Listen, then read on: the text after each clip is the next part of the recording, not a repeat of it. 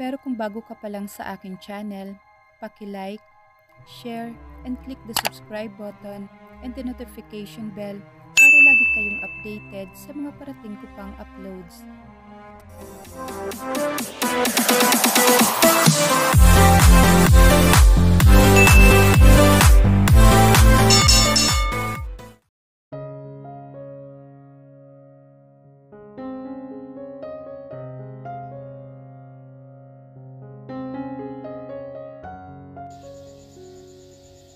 You're crazy, Rafael. Umpisa ni Steph nang malaman buhat sa binata na kasalukuyang nakatira sa bahay nito ang dalagang anak ng yumaong driver nito. Alam niyang malapit dito si Mang Ramon at ang pamilya nito ay kilalang may maayos na pakikipagkapwa-tao. Ngunit tama ba pati ng anak nito ay sagutin pa ng nobyo? Hindi niya gusto yon. At ang higit na ipinagtataka niya ay hindi man lamang tumutol ang mga magulang nito sa naging desisyon ng anak. Inunawa niya si Rafael nito mga huling araw, mula nang mamatay ang driver nito na halos hindi nito napapansin, dahil ito mismo ang personal na umasikaso ng burol ng yumao.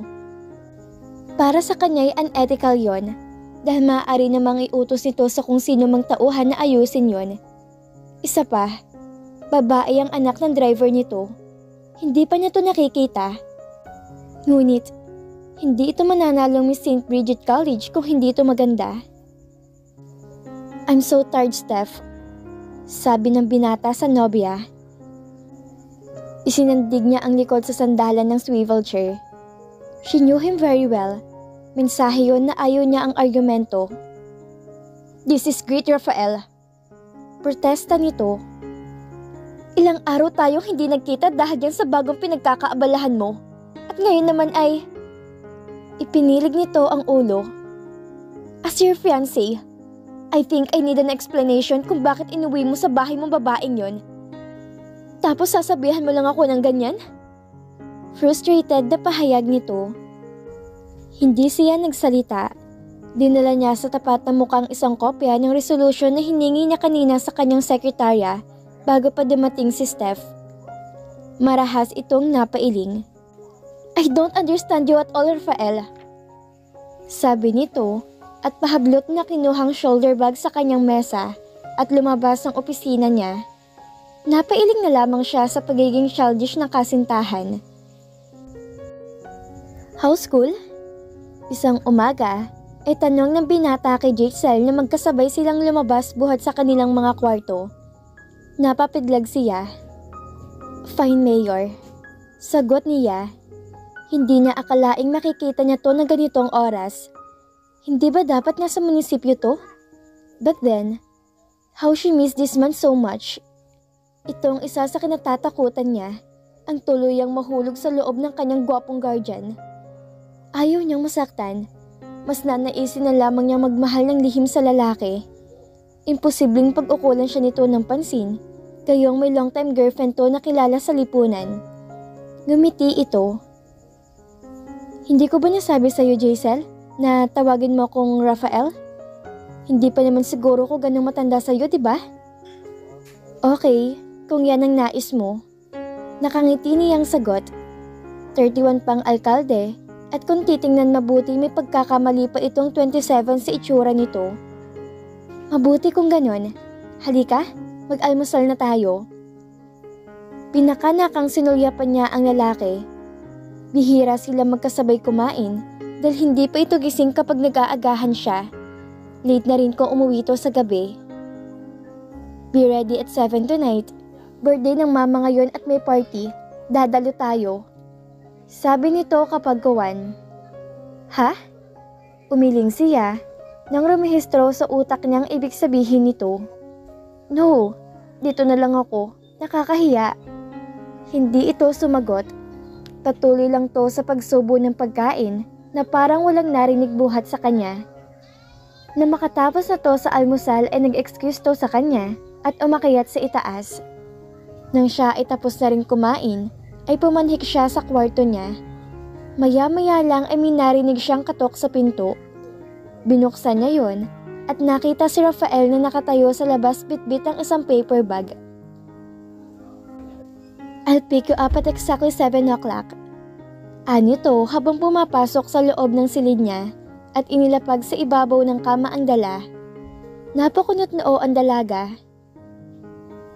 Hindi ba nito narinig ang sinabi niya kanina na ayaw niyang sumama rito?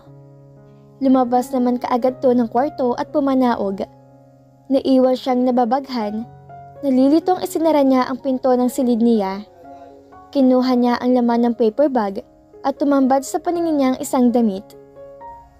Tumayo siya at pinagmasdan ang sarili habang itinatapat ang damit sa katawan niya.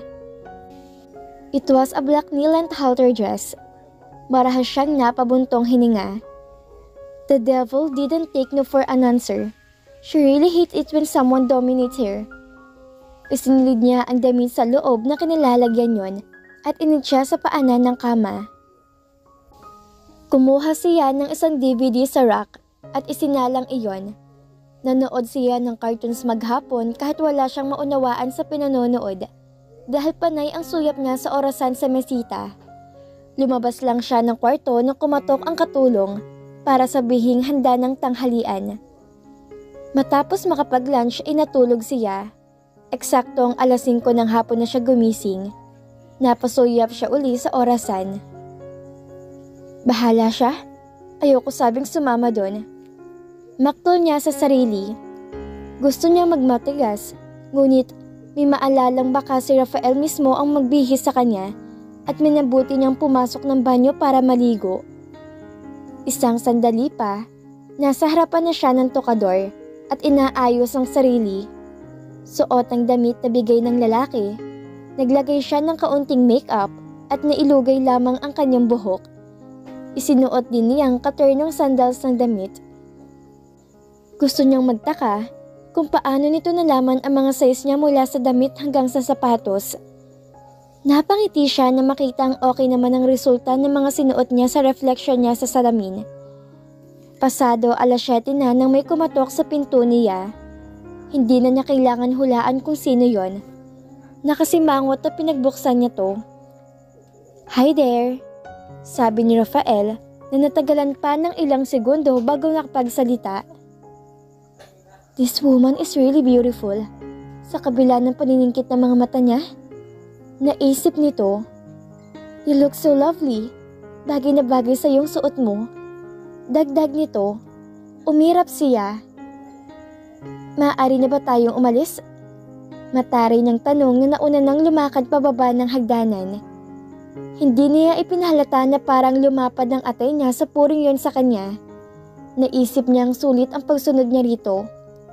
Amused na napatingin ang binata sa kanya at sumunod na lang. Tumigil siya sa tapat ng nakaparadang sasakyan nito. Pinagbuksan siya nito ng pinto bago lumingid sa driver's side at pumasok sa loob ng SUV. Wala silang imikan hanggang sa makarating sila sa kanilang destinasyon.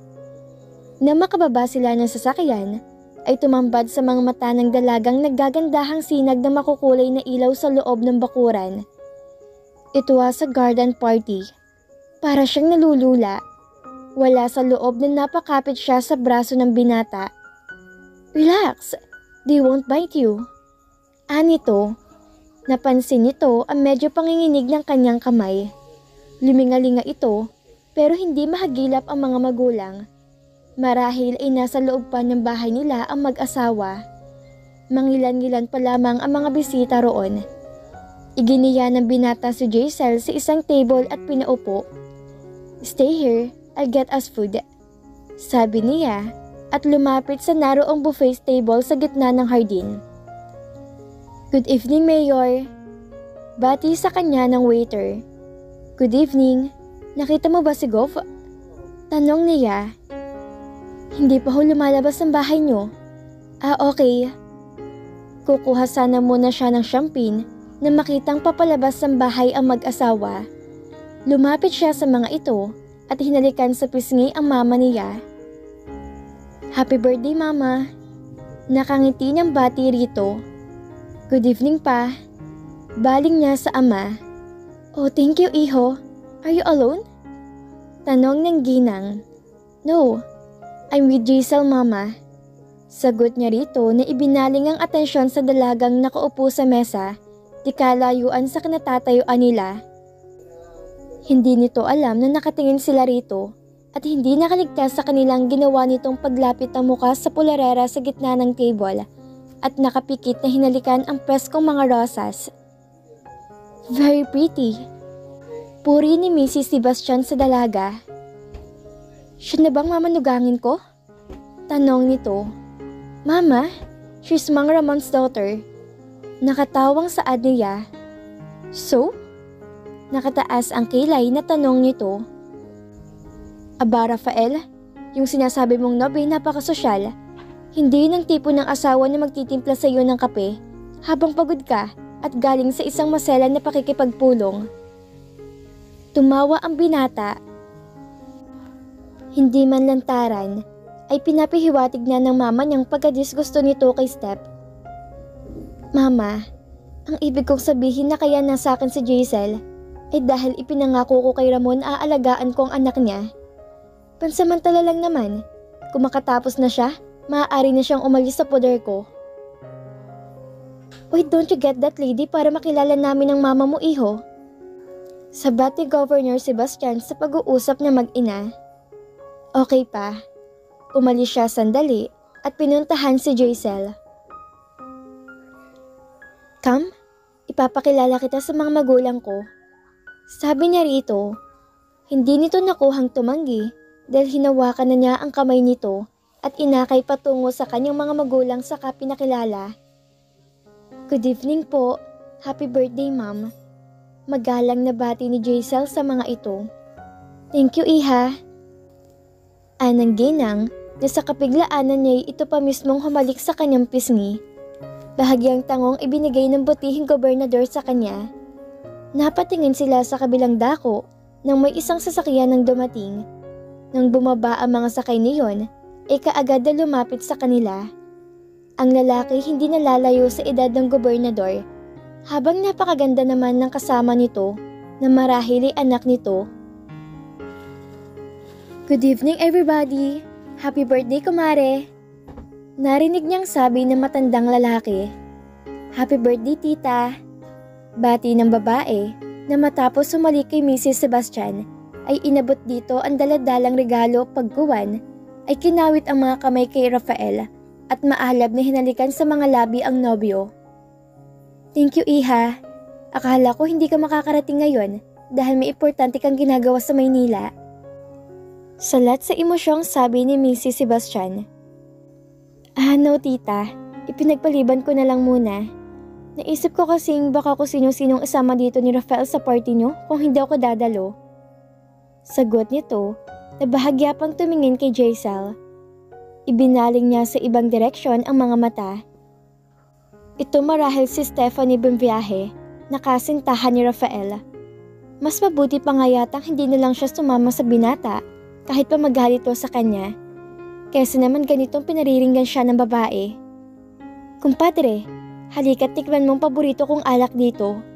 Sabi ni Gov na iginiya ang lalaki papasok sa loob ng bahay. Come with me, iha. May greenhouse ako sa banda doon. Sabi ni Mrs. Sebastian kay Jaisel at masuyong hinawakan ang kanyang kamay. Excuse us. Sumunod siya sa mabait na ginang. Bahagya niyang sinulyapan ang magkasintahan. Nagtama ang paningin nila ni Rafael. Matiim itong nakatingin sa kanya. Dali-dali niyang ibinalik ang paningin sa dinadaanan na makitang nakapulupot naman sa bewang nito ang mga kamay ni Steph. God, napakaganda po. Manghang bulalas niya nang bumungad sa kanyang mga sari-saring orchid sa loob ng greenhouse. I'm glad you like flowers. Alam mo bang ako mismo nagbe-breeding sa mga yan? Talaga po? Di makapaniwalang tanong niya. I just don't like it, mom. I love it. She exclaimed. Tumawa si Mrs. Sebastian. Kidali nitong nakagaanan ng loob ang magandang dalagang to. Kung ano-anong napag-usapan nila na matanda na halos pulos tungkol sa mga bulaklak. Nagpadala to ng pagkain para sa kanila. Nakatapos na sila ng pagkain bago pa to pinuntahan ng katiwala dahil tumawag sa landline ang kapatid nitong nasa Amerika, kaya napilitan tong pumasok sa loob ng bahay. Naiwan siyang mag-isa roon. Nakita niyang dumaan ng waiter, may dala tong mga alak na nasa champagne glass. Tinawag niya ito at kumuha ng isa. Hindi pa siya nakakatikim nito sa buong buhay niya. Sumimsim siya at pinakiramdaman ng lasa. Nagustuhan niya yon. Tinungga niya ang laman ng kupita. Nakita niyang nagsasayaw ang ilang kapareha, kasama sina Rafael at Steph. Ni hindi man lang siya ipinakilala rito. Himutok niya. Pare, pwede bang maisayaw ang magandang binibining to? Nakangiting sabi ni Fred kay Rafael. Ito'y isang Chinese businessman na bisita ng mga magulang niya. Okay pare, aniya. Sandaling nangunot ang kanyang noo na makitang kakaibang ngiti sa mga labi ni Steph. Lumakad siya palayo sa mga ito at hinanap si Jaisel. Lihim siyang nagpapasalamat at nakaalis siya sa tabi ng nobya. Napapabayaan niya si Jaisel. Nahagilap niya ang dalaga sa gilid ng greenhouse. Halos inisang lakad niyang kinaroroonan nito na makitang dinala nito sa bibig ang champagne sa glass na hawak niya. Damn it! Why did you drink? Asik niya. Hindi ka marunong uminom. Nasuyawan niya ang dalawa pang walang lamang baso sa lamesa. I'm going home, Rafael. Sabi nito na pilit na tumayo, ngunit kumiray ito. Lasing ka na. Itinayo niya ito at iginilid sa kabilang bahagi ng bahay kung saan naroon ang isang gate. Makakaalis silang hindi mamamataan ng kahit na sino. Let me go! Protesta nito at pumiksi. Stop it! Maiwan ka na lang dito, Rafael. Anito na hindi na ituloy ang sasabihin dahil sumuka ito. Mabuti na lang at nakailag ang binata kaya hindi to sumuka sa damit niya. Damn it, Giselle. I promise, hindi ka na makakatikim ng alak kailanman. Singhal niya at hinagod ang blikod nito. Hindi umimik ang dalaga. Nang sa pakiramdam niya'y okay na siya, kusa siyang lumakad ngunit naliliyo pa rin siya. Oh, put me down, Rafael. Protesta niya nang pangkuhin siya ng binata papuntang sasakyan. Shut up! Put me down, ano ba? Tumahimik ka kung ayaw mong ihagis kita sa kalsada. I shouldn't be here. Mas mabuti pang awayin mo na lang ako kaysa masaktan ako ng ganito. Sabi nito, bago lumungay-ngay ng ulo nito bago pa man niya maipasok sa loob ng sasakyan. Napabuntong hininga siya at inipo ito sa passenger seat. Bahagya niyang ni-recline yon upang kahit paano'y makahiga ito. Lumigid siya sa kabilang panig ng SUV at pumasok. Tinitigan niya ang malaanghel nitong mukha. Hinawi niyang ilang hibla ng buhok nitong bahagyang nakatabing sa mukha nito. Napatitig siya sa mga labi nito at ibinaling ang paningin sa kalsada, saka pinaandar ang sasakyan bago pa niya mahalikan ang mga labi nito. Damn it! Hanggang kailan niya mapipigilan ng sarili? Muli siyang napasulyap dito. Ano ang ibig sabihin nito sa sinabi kanina? Hindi niya maintindihan yon. Nang makarating sila sa bahay niya, ay muli niyang pinangko ang dalaga at ipinasok sa kwarto nito, saka maingat na inilapag sa kama. Tinanggal niya ang sandals nito pagkatapos itinawag ang katulong para ito na magpalit ng damit ni Giselle at para na rin mapunasan ito. Tinawagan niyang mga magulang at si Steph pagkatapos. Mistulang nagagalit ang nobya, ngunit hindi niya alam kung seryoso to, kung pagbabasihan niya mga suyap nito sa negosyanteng kasayaw nito kanina.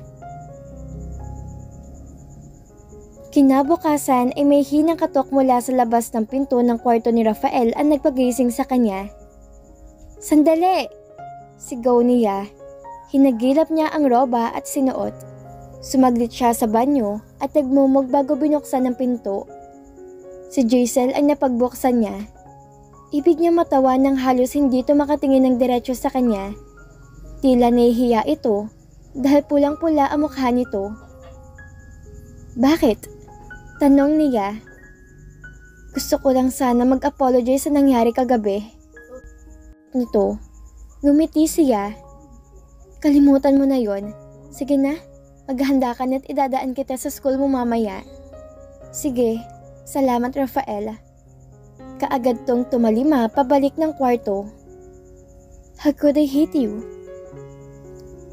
Naitanong ng binata sa sarili habang sinusundan ng tingin ang magandang dalaga.